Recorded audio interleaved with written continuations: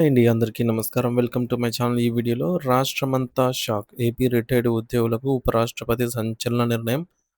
So, దీనికి సంబంధించిన పూర్తి వివరాలు ఈ వీడియోలో తెలుసుకుందాము. వీడియో అయితే ఎక్కడే గాని స్కిప్ చేయకుండా ఎండ్ వరకు చూసేయండి. అప్పుడే ఇన్ఫర్మేషన్ పూర్తిగా అర్థమవుతుంది. అలాగే వీడియో చూస్తున్న ప్రతి ఒక్కరు వీడియోకి లైక్ చేయండి ఫ్రెండ్స్. ఈ వీడియోని తోటి పెంచిన మిత్రులతో అయితే షేర్ చేయండి. కొత్తగా మన ఛానల్‌ని చూస్తున్న వారు సబ్స్క్రైబ్ చేసుకోండి ఫ్రెండ్స్. సబ్స్క్రైబ్ చేసుకోవడం వల్ల నేను చేసే ప్రతి ఒక్క వీడియో మీ వరకు రీచ్ అవుతుంది. ఇక ఆలస్యం చేయకుండా వివరాల్లోకైతే వెళ్ళిపోదాము. ఫ్రెండ్స్ ఇక విషయానికొచ్చినట్లయితే ఆంధ్రప్రదేశ్ రాష్ట్రంలో నివసిస్తున్న విశ్రాంత ఉద్యోగులకు మరియు అనగా పెన్షనర్లకు సంబంధించి ఒక అత్యంత అద్భుతమైన, ఆసక్తికరమైన వార్త వెలుగులోకొచ్చింది. సాధారణంగా పదవీ విరమణ చేసిన తర్వాత చాలామందికి ఉద్యోగులు తాము సమాజానికి దూరమయ్యామనే లేదా తమ సేవలను ప్రభుత్వం గుర్తించడం లేదనే కొంత అసంతృప్తితో ఉంటారు. కానీ అటువంటి వారిలో సరికొత్త ఉత్సాహాన్ని నింపేలాగా ఒక అరుదైన సంఘటన జరిగింది. మన దేశ ఉపరాష్ట్రపతి హోదాలో ఉన్నటువంటి ఒక అత్యున్నత వ్యక్తి తీసుకున్న ఒక సంచలన నిర్ణయం ఇప్పుడు తెలుగు రాష్ట్రాల్లో పెద్ద చర్చకు దారితీసింది. అసలు ఉపరాష్ట్రపతి గారు అంతటి సాహసోపేతమైన మరియు మానవీయ విలువలతో కూడినటువంటి నిర్ణయం ఎందుకు తీసుకున్నారు? ఒక సామాన్య రిటైర్డ్ ఉద్యోగి కోసం ఆయన తన ప్రోటోకాల్‌ను కూడా పక్కన పెట్టడం వెనుక ఉన్నటువంటి ఆత్మీయత ఏమిటి అన్న పూర్తి వివరాలను ఇప్పుడు మనము వివరంగా తెలుసుకునే ప్రయత్నం చేద్దాం. సాధారణంగా భారత ఉపరాష్ట్రపతి వంటి దేశంలో రెండవ అత్యున్నత రాజ్యాంగ పదవిలో ఉన్నటువంటి వ్యక్తులు ఏదైనా ప్రాంతానికి పర్యటనకు వెళ్తే అక్కడ భద్రతా ఏర్పాట్లు అత్యంత కట్టుదిట్టంగా అయితే ఉంటాయి. వందలాది మంది పోలీసులు, స్పెషల్ ప్రొటెక్షన్, అలాగే గ్రూప్ అధికారులు మరియు జిల్లా యంత్రాంగం అంతా అప్రమత్తమై ప్రతి అడుగును పర్యవేక్షిస్తూ ఉంటారు.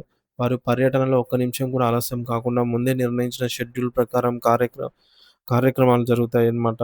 మరి ఇటువంటి కఠినమైన భద్రతా వలయం మధ్య ఉన్న ఉపరాష్ట్రపతి హోదాలో ఉన్న గౌరవనీయులు సిపి రాధాకృష్ణన్ గారు సోమవారం నాడు మన ఆంధ్రప్రదేశ్ రాష్ట్రంలోని ఉత్తరాంధ్ర జిల్లాలో ఆయన శ్రీకాకుళంలో అధికారికంగా పర్యటించారు. ఈ పర్యటనలో భాగంగా ఆయన జిల్లాల్లోని అత్యంత పురాతనమైనటువంటి మరియు ప్రసిద్ధిగాంచిన పుణ్యక్షేత్రమైనటువంటి అరసవల్లి క్షేత్రానికి విచ్చేశారు. అరసవల్లిలో వెలసిన ప్రత్యక్ష దైవమైనటువంటి శ్రీ సూర్యనారాయణ స్వామిని ఆయన సందర్శించుకొని ప్రత్యేక పూజలు నిర్వహించారు. స్వామివారి సేవలో పాల్గొని తీర్థప్రసాదాలు స్వీకరించిన తర్వాత ఆయన తన పర్యటనను ముగించుకొని తిరిగి వెళ్ళటానికి అధికారులు అన్ని ఏర్పాట్లు పూర్తి చేశారు. ఉపరాష్ట్రపతి ప్రయాణించాల్సిన వాహన శ్రేణి కాన్వాయ్ సిద్ధంగా ఉంది. భద్రతా సిబ్బంది రోడ్డుకు ఇరువైపులా పహారా కాస్తూ ఉన్నారు. అందరూ ఆయన కారు ఎక్కి విమానాశ్రయానికి వెళ్ళిపోతున్నారని భావిస్తున్న తరుణంలో ఎవరు ఊహించని విధంగా ఒక అద్భుతమైన సంఘటన అక్కడ చోటు చేసుకుంది. ఆ దేవాలయానికి అతి సమీపంలోనే ఉన్న ఒక సాధారణ ఇంటి వద్ద రాపోలు నరసింహ అనే ఒక వృద్ధుడు నిలబడి ఉన్నాడు. ఆయన వయస్సు పైబడిన వ్యక్తి అన్నమాట. అంటే ముసల వ్యక్ ముసలి వ్యక్తి. పైగా ఒక విశ్రాంత ఉపాధ్యాయుడని గమనించిన ఉపరాష్ట్రపతి గారు తక్షణమే ఒక నిర్ణయం తీసుకున్నారు. తన కోసం సిద్ధంగా ఉన్న బుల్లెట్ ప్రూఫ్ వాహనాన్ని ఎక్కకుండా తన హోదాను, ప్రోటోకాల్‌ను, నియమాలను మరియు భద్రతా కారణాలను సైతం లెక్క చేయకుండా నేరుగా ఆ రిటైర్డ్ టీచర్ ఇంటి వైపు నడక సాగించారు. ఒక దేశపు రాష్ట్రపతి స్వయంగా ఒక సామాన్య విశ్రాంత ఉద్యోగి ఇంటికి గడప దొక్కి లోపలికి వెళ్ళడం అనేది నిజంగా రాష్ట్ర వ్యాప్తంగా పెను సంచలనం అయితే సృష్టించింది.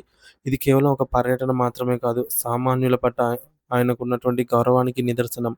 ఈ విశ్రాంత ఉపాధ్యాయుడిని చూడగానే ఉపరాష్ట్రపతి గారు ఎంతో ఆత్మీయంగా ఒక పాత మిత్రుడిలాగా పలకరించి ఆయన యోగక్షేమాలను అడిగి తెలుసుకున్నారు. "అయ్యా! మీరు ఎలా ఉన్నారు? మీ ఆరోగ్యం బాగుందా? రిటైర్మెంట్ తర్వాత మీ విశ్రాంత జీవితం ప్రశాంతంగా గడుస్తోందా?" అని ఒక కుటుంబ సభ్యుడిలాగా ఆయనను ఆరాధీయడం చూసి అక్కడున్న జిల్లా అధికారులు, పోలీసులు మరియు స్థానిక ప్రజలంతా ఆశ్చర్యంతో నోరెళ్ళబెట్టుకున్నారు. ఒక అత్యున్నత పదవిలో ఉన్నటువంటి వ్యక్తి, కింది స్థాయిలో పనిచేసి రిటైర్ అయినటువంటి వ్యక్తిని అంతలా గౌరవించడం అనేది చాలా అరుదుగా చూస్తూ ఉంటాం. ముఖ్యంగా మన సమాజంలో రిటైర్డ్ ఉద్యోగులంటే కేవలం పెన్షన్ తీసుకునేవారు మాత్రమే కాదని, వారు తమ జీవిత కాలమంతా దేశ నిర్మాణంలో, సమాజ అభివృద్ధిలో భాగస్వాములైన గొప్ప మేధావులని ఉపరాష్ట్రపతి గారు తన ప్రవర్తన ద్వారా ప్రపంచానికి చాటి చెప్పారు.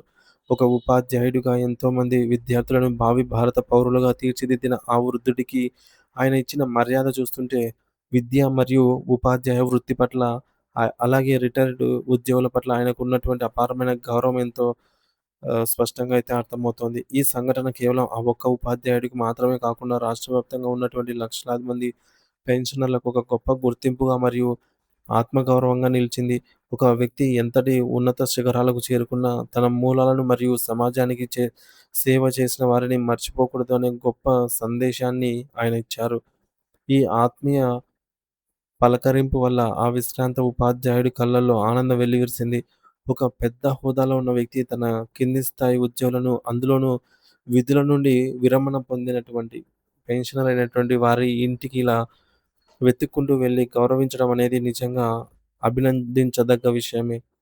ఈ సాహసోపేతమైన మరియు ఆత్మీయమైన నిర్ణయం వల్ల ప్రభుత్వం మరియు ఉన్నతాధికారుల దృష్టిలో కూడా రిటైర్డ్ ఉద్యోగుల విలువ మరింత పెరిగిందని చెప్పవచ్చు. పెన్షనర్లంటే కేవలం ప్రభుత్వ ఖజానాపై భారం కాదు. వారు అనుభవజ్ఞులైన మార్గదర్శకులని అందరూ గుర్తించేలాగా ఈ సంఘటన అయితే దోహదపడింది. అందుకే ఈ అద్భుతమైనటువంటి మరియు స్ఫూర్తిదాయకమైనటువంటి వార్తను మన పెన్షనర్స్ గ్రూపులన్నిటిలోనూ షేర్ చేయండి. ప్రతి రిటైర్డ్ ఉద్యోగి ఈ విషయాన్ని తెలుసుకొని గర్వపడాలి. వారిలో కూడా ఒక రకమైన ఆనందాన్ని, భరోసాను మరియు గుర్తింపును నింపాలి అని మనస్ఫూర్తిగా కోరుకుందాం. ఇటువంటి నాయకులు ఉన్నంత కాలం సామాన్య రిటైర్డ్ ఉద్యోగికి ఎప్పుడూ గౌరవం లభిస్తూనే ఉంటుంది. మనందరి తరపున ఆ విశ్రాంత ఉపాధ్యాయుడు మరియు అపారమైన మానవత మానవత్వాన్ని చాటుకున్నటువంటి ఉపరాష్ట్రపతి గారికి ధన్యవాదాలైతే తెలుపుకుందాం. Thank you for watching this video.